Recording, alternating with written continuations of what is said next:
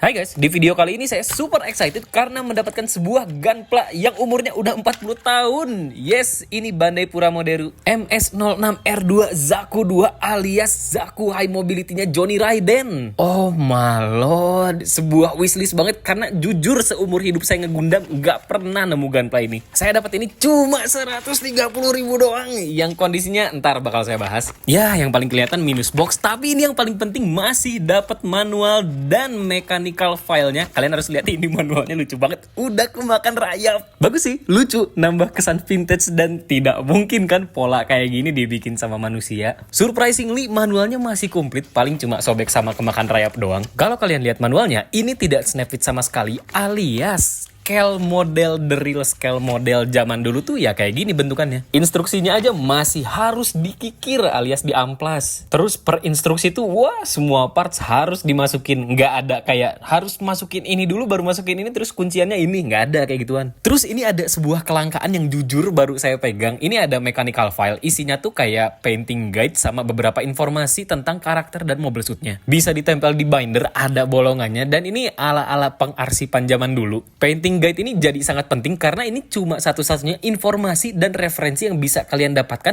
dari model yang akan kalian buat. Terus udah include water decal yang mana itu sangat amat standar buat model kit zaman dulu. Nah, informasi yang kalian dapetin sekarang di internet tuh doxly-nya adalah ini nih. Nih, karena keterbatasan pengetahuan, lihat aja tuh typingannya aja masih Zionic bukan Zeonic kan kayak zaman sekarang. Jujur ini vibes-nya kayak dokumen yang hilang. Bisa melihat wujud asli Johnny Raiden yang pertama kali diilustrasikan tuh kayak gini nih. Bapak-bapak banget. Kalau yang sekarang ya kayak mas-mas ganteng semi mirip secara aznable. Terus di sini ada spesifikasi model kitnya. Harganya 1.200 yen di zaman itu. Yang box artnya digambarkan sama ilustrator veteran Ueda Shin. Khas banget lah gambaran beliau tuh, kental banget vibes militernya. Beliau juga jadi salah satu alasan kenapa saya lebih suka style repaint yang kotor-kotoran dan realistis militer-militeran gitu. Buat gunplanya ini pertama kali rilis di tahun 84 alias 40 tahun lalu. Tapi kayaknya ini bukan yang tahun 80-an alias udah kena reissue di tahun 94. Iya bener, gunpla jadul tuh reissue sekitar tahun 2019an. Tapi itu cuma seri first Gundam doang, tidak mencangkup MSV. Jadi halal lah ya kalau saya ngomong gunpla ini sangat rare karena belum pernah di reissue 30 tahun terakhir. Anjing, sumpah ini gak bohong, pengen nangis banget. Jadi karena gue itu si peng Johnny Raiden mania sejati, gak akan saya liatin buktinya, malas. Bisa dibilang ya ini holy grail gunpla Johnny Raiden buat saya. Sekilas lihat kondisinya di marketplace sih oke ya. Pas nyampe juga ya paling cuma meredal-meredal kayak gini doang. Buat aksesorisnya sekilas lengkap. Weaponnya juga ada giant bazooka sama Zaku machine gun. Terus ini ada beberapa parts yang copot-copot, kecil dan banyak, harus dipasang ulang. Surprisingly masih ada dekalnya meskipun udah kuning banget. Ini nggak tahu masih bisa dipasang atau enggak ya. Tapi saya yakin sih ini pasti kuning banget.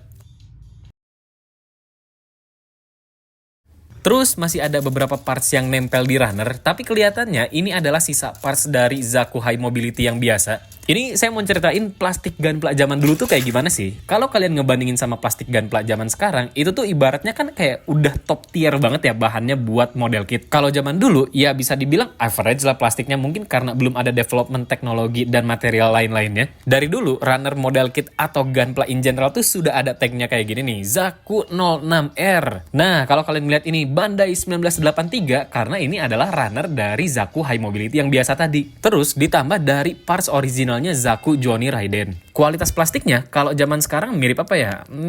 Gloss injection kali yang masih agak feels vibes ringki-ringki kerupuk gitu. Cuma kalau plastik zaman dulu emang elastisitasnya tuh minim banget. Kena tekanan tuh potensi poteknya besar. Dan cara rakitnya ini kalau kalian mau lihat karena tidak ada snap fit jadi harus pakai semen kan. Tapi apakah segampang langsung tempel? Jawabannya tidak. Zaman dulu moldingan tuh tidak sepresisi itu. Biasanya sih modelnya masih pakai kayu. Yang moldingnya tuh masih tetap harus di refine sama masternya, tapi tetap tidak sepresisi itu. Jadi ini meskipun kelihatannya nyambung, tapi ini tuh masih ada gap, terus miring-miring, bergelombang. Jadi kalau hasilnya mau bagus perlu apa? Nggak sesimpel ngamplas, tapi perlu didempul dulu juga. Buat ngelihat hasil jadi modelnya, biasanya banyak orang yang ngerakit ini tuh cuma pakai masking tape atau selotip doang. Cuma kalau saya kan agak ganggu ya, pun kalau di semen juga ngebredelnya nggak sesusah itu. Tapi semennya tipis-tipis aja. Yang pasti sih rakitnya nggak pakai lem aja ya. Soalnya cara kerja lem dan semen tuh beda. Kalau lem dia nambahin nambahin lapisan baru. Kalau semen, dia meleburkan dua permukaan plastik jadi satu. Ini bisa ada contohnya nih. Kalau kalian ngeliat backpack ini kan harus agak ditekan lama. Nah itu tuh buat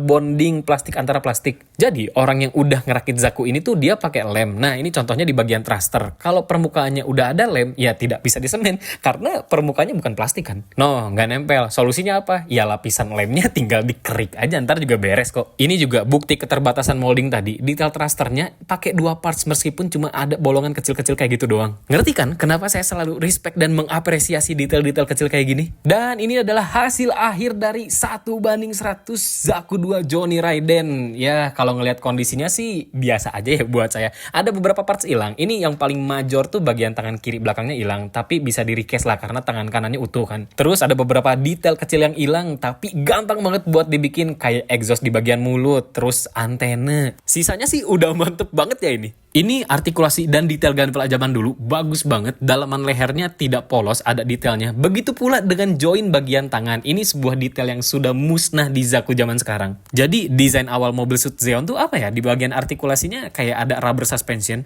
Dan buat zaman dulu ini artikulasinya proper banget. Tangannya bisa dinaikin ke atas, terus sikunya bisa ditekuk, terus bahunya bisa maju mundur ke belakang kayak zaman sekarang. Buat artikulasi kakinya, ya karena masih kehalang sama bentukan desainnya yang kayak gitu, jadi seadanya aja, tapi tetap masih bisa gerak kok. Sejauh ini udah kebayangkan teknologi gunpla tuh sudah berkembang seberapa jauh setelah 45 tahun kemudian. Paling simpel ini aja sekarang. Kalau zaman dulu mau megang aksesoris atau senjata, ya pilih salah satu karena tangannya udah paten kayak gitu doang, nggak ada opsional yang lain. 45 tahun teknologi gunpla makin bagus, pengguna merchnya malah makin rewel. Coba, apakah ada penonton Marapore Suzeroutsu yang mempermasalahkan kayak ginian? Kalau misalnya ada, ya GWS aja itu mah. Tingkatkan kembali literasi dan sense of science-nya.